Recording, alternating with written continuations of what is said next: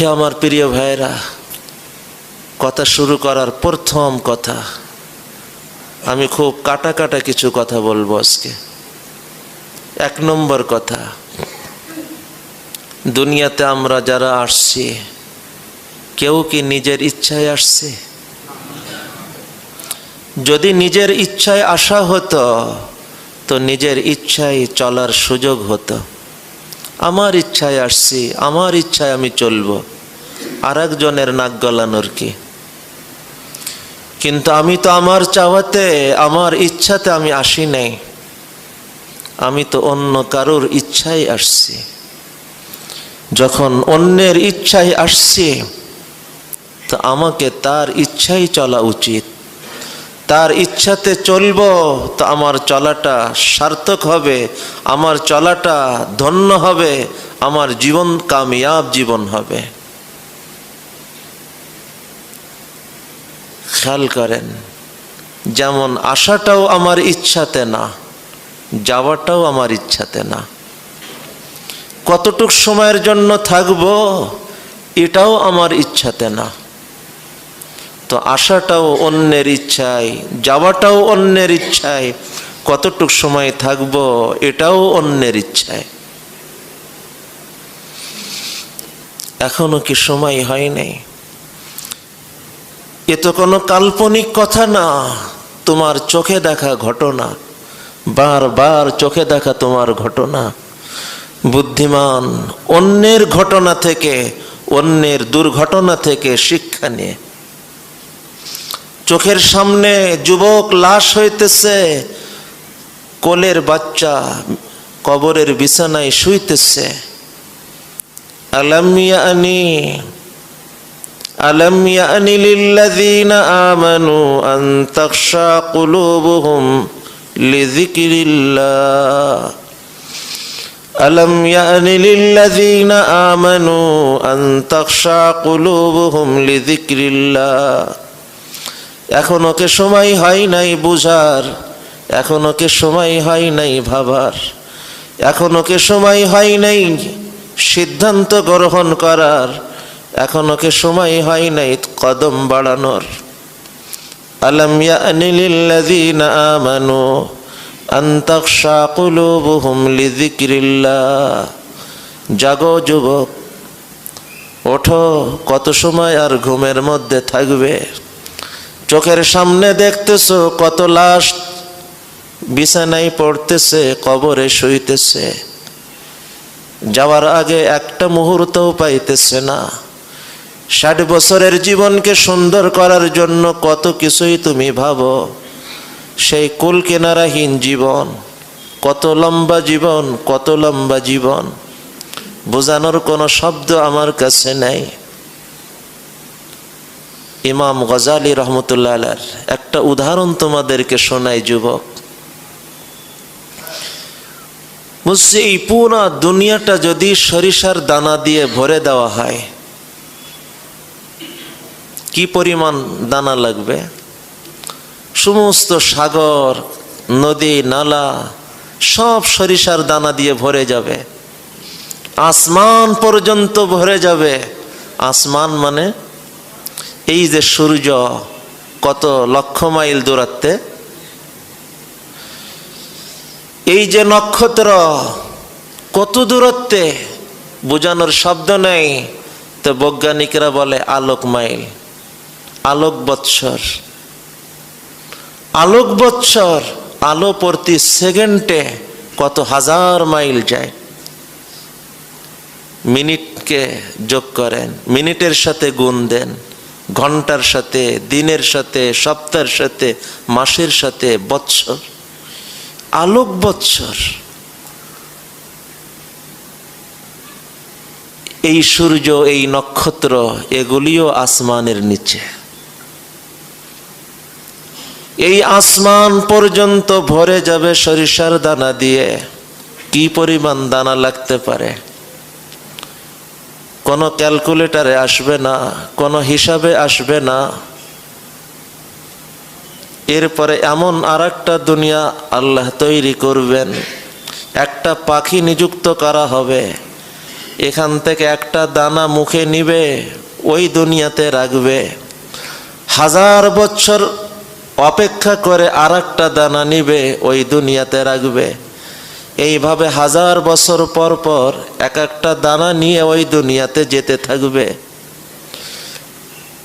এই সমস্ত সাগর, নদী, নালা, আসমান পর্যন্ত বোঝাই হয়ে যাওয়া সরিষার দানা শেষ হতে কত বছর লাগতে পারে কোনো হিসাবে আসবে না। কিন্তু কল্পনার জগতে এতটুকু তো কল্পনা করা যাবে, একটা দিন আসবে যে শেষ দানাটাও শেষ হয়ে যাবে।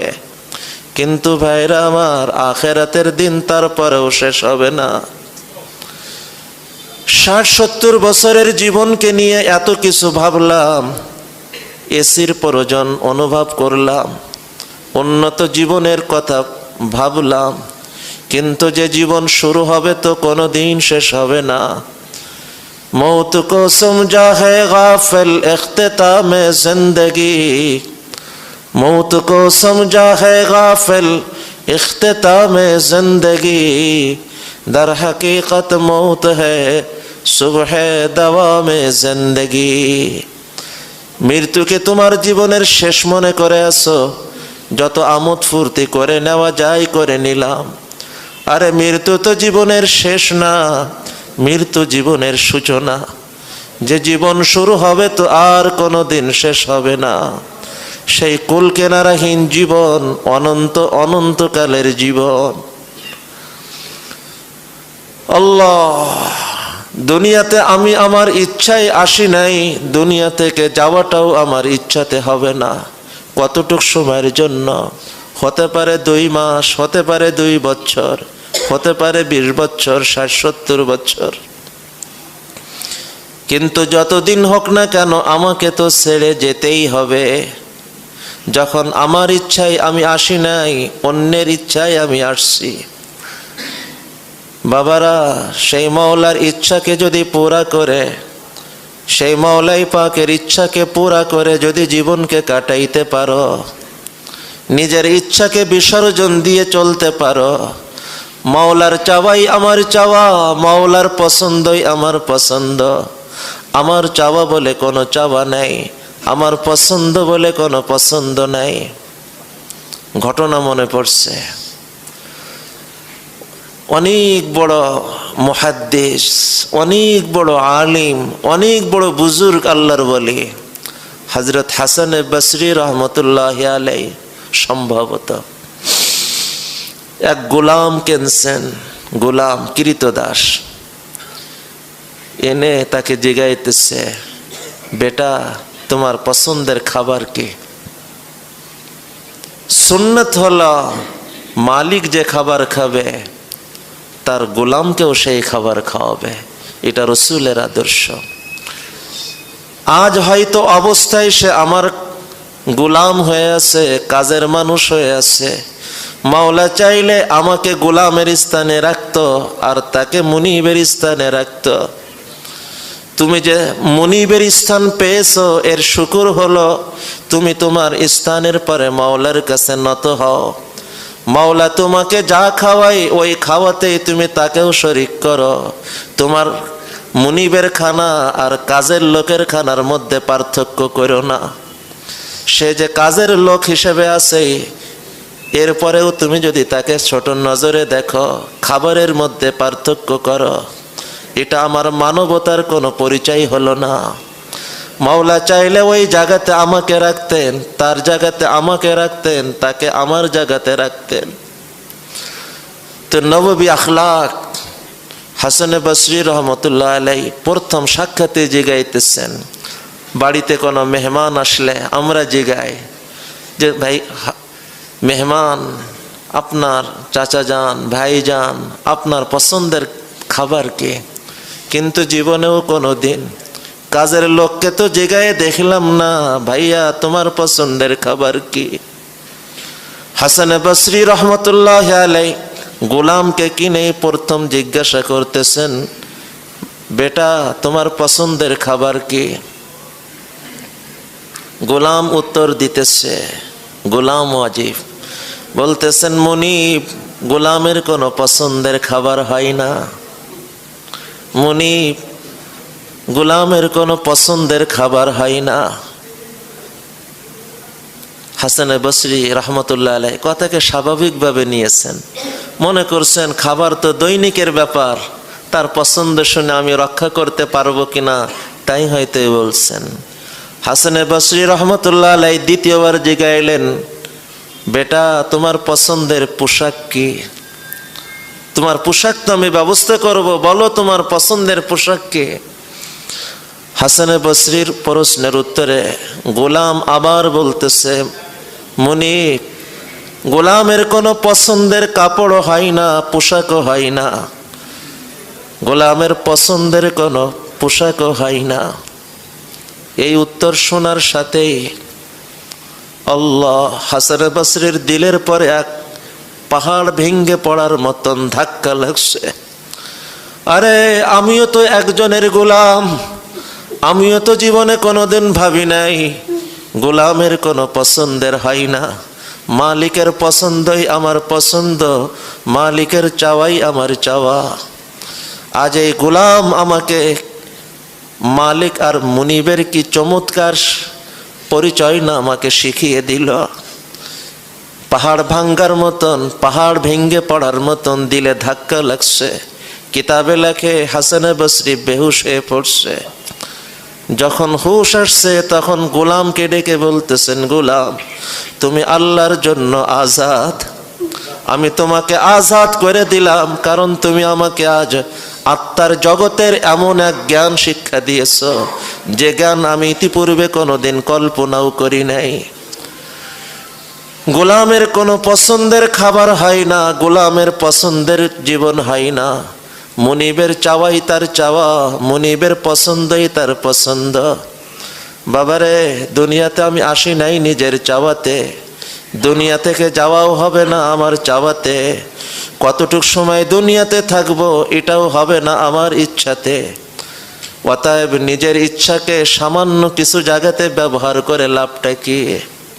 ওই সামান্য কিছু জায়গা যেখানে মাওলা আমাকে আপনাকে ইচ্ছার স্বাধীনতাও দিয়ে দিয়েছেন, নিজের ইচ্ছাকে যদি বিসর্জন দিতে পারি, কোরবান দিতে পারি, শুনে নেন, আজকের এই চাওয়াকে বিসর্জন দেওয়া, আজকের এই চাওয়াকে বিসর্জন দেওয়া মাওলাই পাক ভুলে যাবেন না, ভুলে যাবেন না, ভুলে যাবেন না। আখেরাতে যখন আপনি পৌঁছবেন, আপনার এই ইচ্ছার বিসর্জন মাওলা এত কদর করবে, এত কদর করবে, এই বান্দা আখেরাতে যাই চাবে 100 চাওয়ার 100 চাওয়াই মাওলা তার পুরা করবে। চাওয়া তো অনেক দূরে বাবা, চাওয়া তো অনেক দূরে বাবা, চাওয়াও লাগবে না, অন্তরে অন্তরে ভাববে, ভাবার সাথেই তার সামনে হাজির হয়ে যাবে। কুরআন সরাসরি বলে, ওয়ালাকুম ফিহা মা তাশতাহি আনফুসুকুম, ওয়ালাকুম ফিহা মা তাশতাহি আনফুসুকুম, ওয়ালাকুম ফিহা মা তাদউন, ওয়ালাকুম ফিহা মা তাশতাহি আনফুসুকুম, ওয়ালাকুম ফিহা মা তাদউন।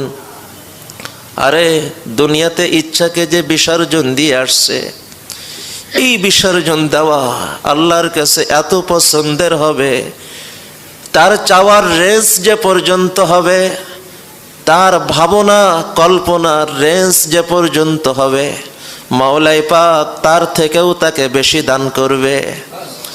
আদাতুল ইবাদিয়াস সালিহিন মা লা আইনুন রাআত ওয়ালা উযুনুন সামিআত ওয়ালা খাতারা আলা কলবি বাশার। আদাতুল ইবাদিয়াস সালিহিন মা লা আইনুন রাআত ওয়ালা উযুনুন সামিআত ওয়ালা খাতারা আলা কলবি বাশার। যা কোনো চোখ দেখে নাই, কান শোনে নাই, কোনো মানুষের কল্পনাতেও আসতে পারে না, সেই কল্পনার ঊর্ধ্বের জীবন আল্লাহ তাকে দান করবে। ইচ্ছাকে কোরবান করো,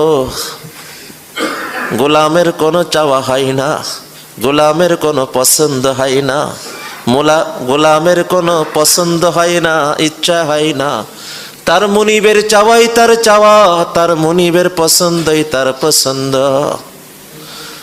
আল্লাহ, আজকের এই সংক্ষিপ্ত বৈঠকে যে কয়েকটা কথা আমার বলার ইচ্ছা, তার 1 নম্বর কথা এই কথাটা নিয়ত করে নি, দোয়া করে নি, মাওলা জীবনকে আমি কাটাইতে চাই আপনার ইচ্ছার ভিতরেই আমার ইচ্ছাকে একাকার করে। হে আমার প্রিয় ভাইরা, আমার ইচ্ছার বাহিরে আল্লাহর পক্ষ থেকে যা কিছু আসবে এর কিছুতে এমন হবে আমি চাইলেও কোনো পার্থক্য হবে না। যেমন আমার মন চায় আমি এখন সুস্থ থাকব, কিন্তু দেখা গেল অ্যাক্সিডেন্ট হলো, আমি অসুস্থ হয়ে পড়লাম। কিছু ক্ষেত্রে এমন হবে আমি চাইলে ভিন্নটাও করতে পারি।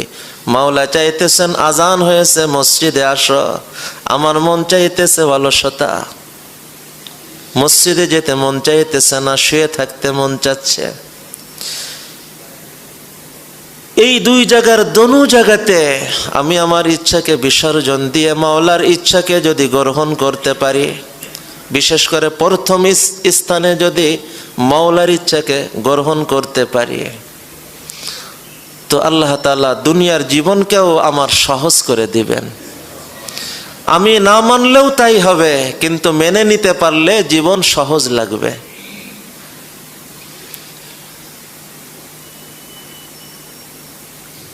মেনে নেওয়ার পরে আরেকটা স্তর আছে। একটা হলো কষ্টের সাথে মেনে নেওয়া, আর একটা হলো আনন্দের সাথে মেনে নেওয়া।